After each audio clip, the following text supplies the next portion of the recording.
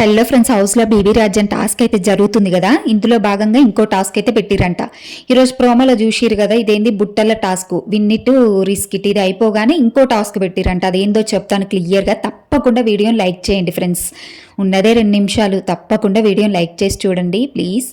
ఇక ఏమైందంటే విన్నిట్ risk it టాస్క్లో కమాండర్స్ 4 అయితే ఆడతారు. తనుజ, నిఖిల్, దెమన్ పవన్, సంజన.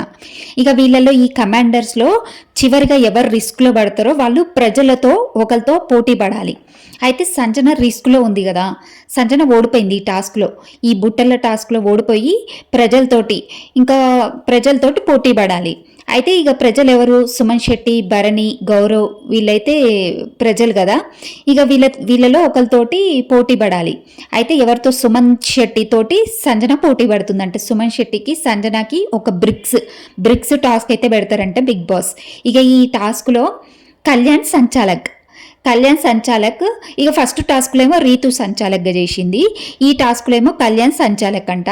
అయితే రీతు ఏమో సుమన్ శెట్టికి సపోర్టింగ్ అంట, సంజనాకేమో కళ్యాణ్ సపోర్టింగ్ అంట. ఇక ఇందులో ఈ టాస్క్ జరిగేటప్పుడు రీతుకి పవన్ కళ్యాణ్కి డిసిషన్ తీసుకునే విధానంలో ఫుల్ గొడవ జరిగిందంట.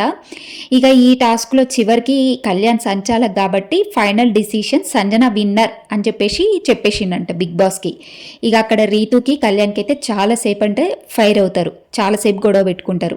ఇంకోటి ఏంటంటే ఇప్పుడు దివ్య, రీతు, పవన్ కళ్యాణ్ వీళ్ళైతే కింగ్ క్వీన్స్ కదా. అయితే వీళ్ళు మంచిగా చెయ్యకపోతే వీళ్ళని తీసేసే అధికారం కూడా ప్రజలకు ఉంటుందంట. అయితే ఇక ప్రజలు ఆలోచించి వీళ్ళు బాగా చెయ్యట్లేరని తీసేస్తారా, ఇక వాళ్ళు ఎలా తెలియక ఆలోచిస్తారో ఏం చేస్తారో చూడాలి. ఇక వీళ్ళని ఈ ముగ్గురులోంచి ఎవరైనా తీసేసే అధికారం కూడా ప్రజలకు ఇచ్చిరంట. ప్రజలదే బాగుంది అసలు, వాళ్ళకే ఎక్కువ పవర్స్ ఉన్నాయి. ఇక ఏమవుతుందో చూడాలి.